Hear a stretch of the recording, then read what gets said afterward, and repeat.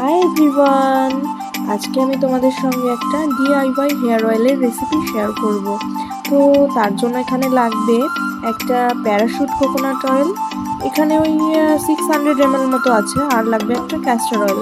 আর এইদিকে আমি নিয়ে নিয়েছি জবা ফুল, যেগুলো লাল জবা, আর আমলকি গ্রেট করে নিয়েছি, আর তার সঙ্গে নিয়েছি মেথি কালো জিরের গুঁড়ো, আর নিয়েছি নিম পাতা আর কারি পাতা। তো আমি এদিকে গ্যাস ওভেনের মধ্যে কড়াইটা বসিয়ে ভালো করে হিট করে তার ভেতরে আমি অ্যাড করে দিয়েছিলাম ওই কোকোনাট অয়েলটা।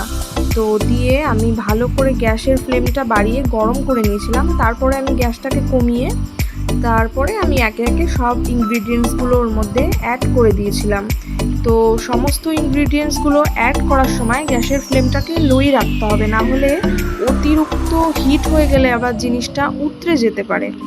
তো যাই হোক, আমি সব কিছু অ্যাড করে দিয়েছি এখানে ভালো করে একবার সুন্দর করে মিক্স করে তারপর এই জিনিসটাকে হাই ফ্লেমে সুন্দর করে গরম করে নিতে হবে, মানে যাতে পুরো জিনিসটা তেলের মধ্যে অ্যাবজর্ব হয়ে যায়।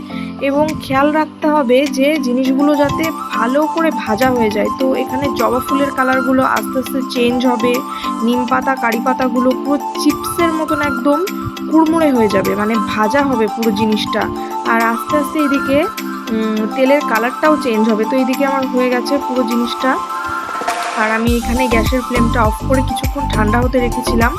তো তারপরে একটা নিয়ে নিয়েছি গ্লাস জার, তো তার মধ্যে একটা মশারির মতন রেখে জিনিসটা পুরো আমি ছেঁকে এর মধ্যে তেলটা পুরোটা ঢেলে দিয়েছি। তো এবার তেলটা আমি ঠান্ডা হওয়ার পরে এখানে আমি অ্যাড করব ক্যাস্টর অয়েল।